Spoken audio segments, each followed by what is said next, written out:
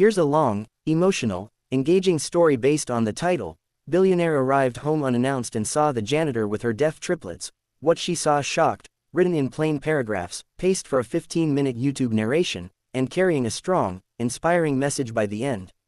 The moment Victoria Hale, one of the world's youngest self-made billionaires, stepped out of her sleek black sedan into the silent grandeur of her sprawling estate, something tugged at her heart, a pang she couldn't yet name.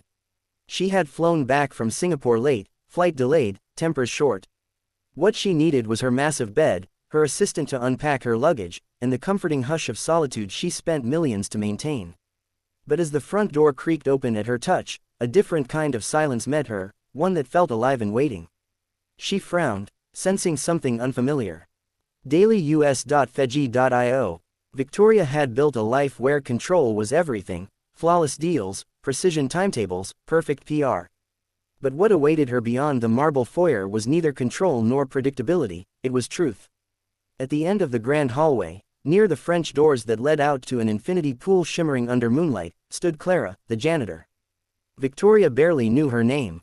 She knew only the crisp black uniform Clara wore, the way she moved quietly through rooms the household staff rarely used, and the fact that no matter how late Victoria worked, Clara's chores were done before dawn. But tonight Clara wasn't alone. 3 small figures, identical in every way but personality, sat on the polished hardwood floor, their faces turned toward Clara.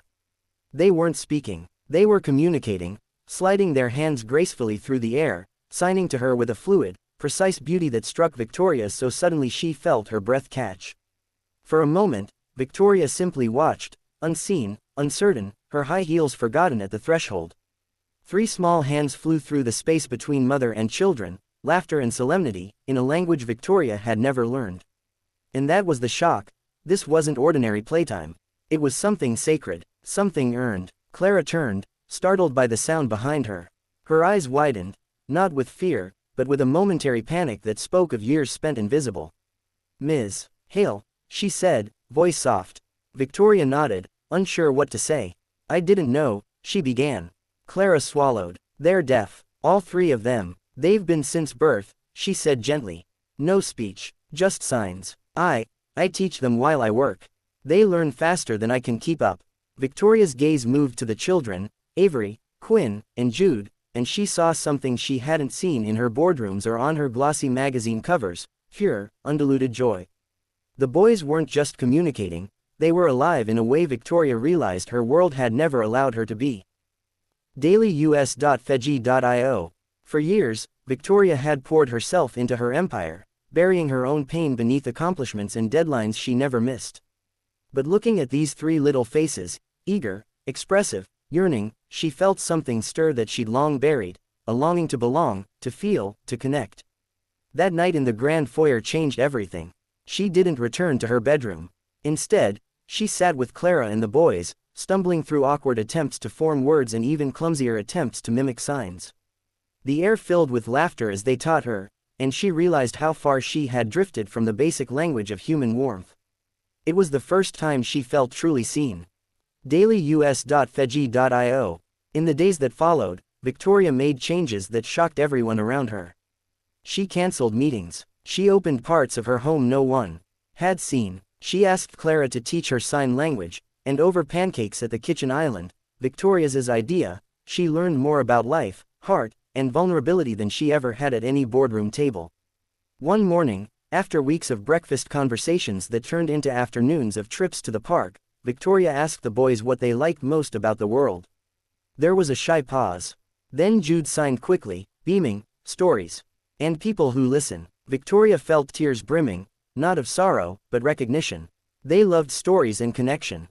And she, a woman who had built skyscrapers of success, had forgotten to listen. DailyUS.Fedgy.io. Clara, once the quiet background figure in Victoria's life, became her partner in creating an environment where the boys flourished.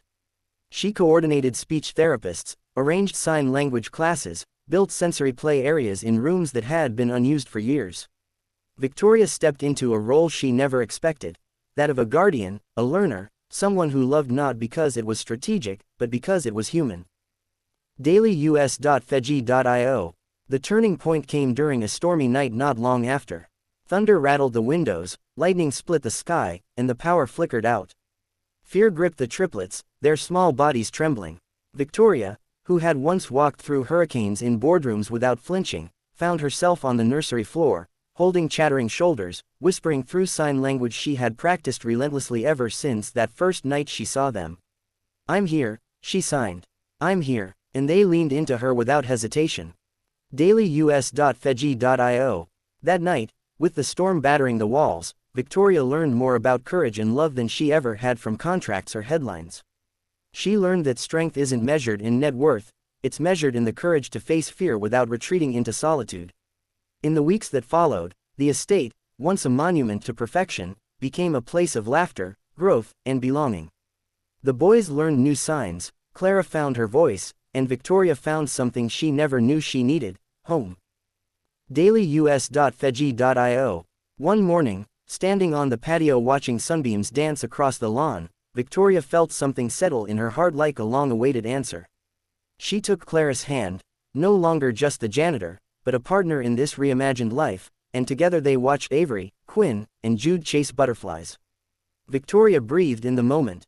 For the first time in her life, she felt truly rich, not in wealth, but in connection, compassion, and presence.